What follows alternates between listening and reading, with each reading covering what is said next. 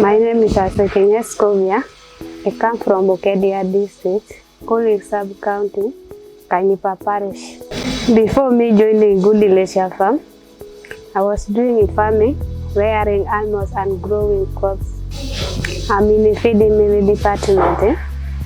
What I've learned some machines are here. We have some machines like a mixer machine, a motor, and something I learned from here. How to start a business, how to save money, and innovation and creativity. I learned how to register business. We are making feeds for pigs, poultry, and fish, and even for human beings. I'm going to take the message of Gudie Leisure Farm.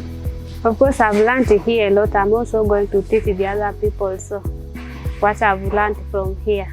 The message I have for Gudie Leisure Farm. I thank Gudie Leisure Farm to bring me to learn more, and so that I'll also benefit in my future with doing a business.